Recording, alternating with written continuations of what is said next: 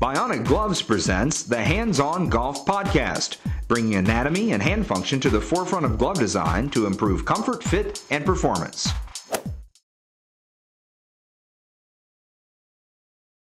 Welcome everyone to the Bionic Gloves Hands-On Golf Podcast. My name is Chaz Rao. I am your host, and we're coming to you from the Audonbon Country Club here in Louisville, Kentucky, where Eric Gilliland is going to be working with us on long putting. You know, those shots that are just way far away from the cup, and sometimes you either short putt it or you hit it way past the cup and, you know, all your friends point their fingers and make fun of you. Well, we don't want that to happen. We want to make sure that you get that ball as close to the cup as you can or you sink it. So that's going to be the focus in this podcast. Now remember, you can participate in this podcast and we can work with you to make your game better. All you got to do is send an email to podcast@bionicgloves.com, and even better, if you're a techno person and you have a phone with video, shoot a video of yourself chipping out of the sand or putting or whatever, and if we use your video or your email, you will get a Bionic glove free, just for your participation. So this is for you, and we want to build that line of communication. So please do so, and let's go see Eric on the green to improve our long putting right now.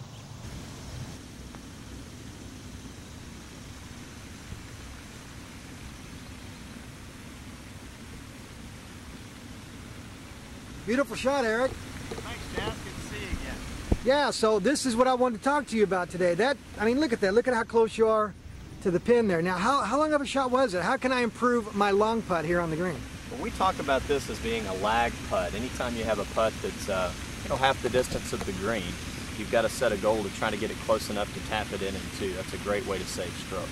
So what are the key elements to make me into a better long putter from the green? Show me, teach me, show me, help me. Let's walk back over here and look at where I was putting from. We'll grab this golf ball.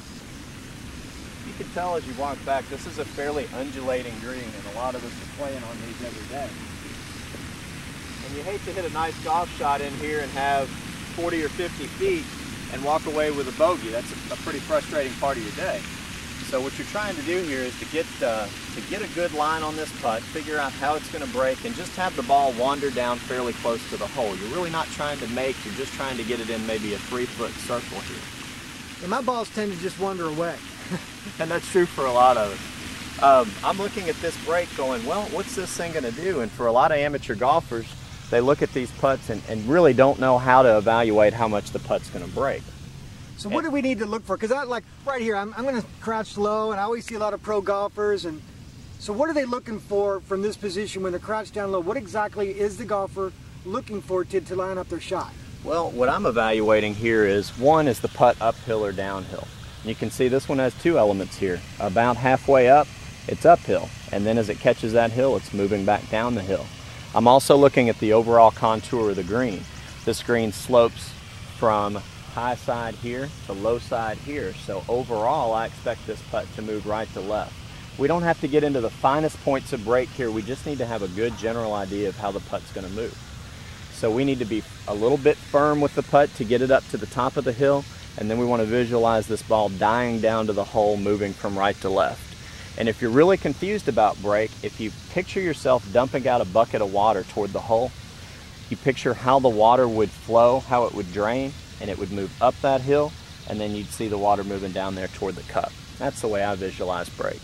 And now, so we're talking about the break and where to hit the ball on the green. I mean, so what other elements are involved? Because I know what about the grip? Should we hold it tight? Should it be, again, holding it relaxed? I mean, because there's different grips for different types of moves on that golf ball. Tons of different options, you're exactly right, and tons of different types of putters. We could talk all day about mallet style versus traditional versus long putters. I've got a fairly traditional looking putter here. It's slightly offset with a small head, very old putter. Putters are a very personal thing. You want to get out on the practice green and just find something that looks good and feels good to you, not what your buddy thinks you need to be playing with. Yeah, I've seen some pretty interesting designed clubs, and I'm like, what planet did that come from? That's right, that's right. I don't know what they were thinking on that one. Now your question about grip, there are a lot of choices there. One of the most traditional, and where I like to start my students, is putting the right hand on the putter at the bottom of the handle as though I'm shaking hands with somebody. It doesn't get much simpler than that, with the right thumb extended down the shaft, assuming you're a right-handed golfer. Then with the left hand, you put it on the club the same way, but with the left index finger extended down the knuckles of the right hand and then with my left thumb underneath the center of the palm of my right hand. It's probably easiest just to look at it to see how to get there rather than to be told what to do. So if you can mirror that, you're going to be using a putting grip that a lot of tour players are using. That's the grip that I was taught when I was a kid. It's a very easy one to putt with.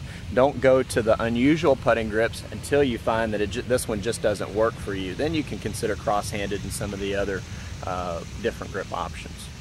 Yeah, now how do you make the stroke? Okay. A lot of players here want to get anxious and watch the ball move to the hole, and that's where these putts come up short and offline. So very simply, I want to get this putter lined up out here to the right where I can get the break, ball in the center of the putter. My stance, if anything, will be slightly open to my target, and Chaz, what I mean by open is that my left foot's pulled away from the ball just a little bit. I'm not exactly square, meaning that my feet are all lined up like I would for a normal golf shot. Yeah, I saw a golfer do that the other day on the course, and he was like chipping. Yeah. Hitting like as a par 3 shot, and he was lining himself up that way. I like to pull that left foot away just a little bit to help the putter release, and so I can see the line a little bit better. My putting grip is very, very light. You could walk up here and pull this putter out of my hands the way I grip it. So it's very, very light, and this is a simple shoulders motion. No lower bodies really. No hips at all? No, sir. Eyes stay over the golf ball until the putter has already hit the ball.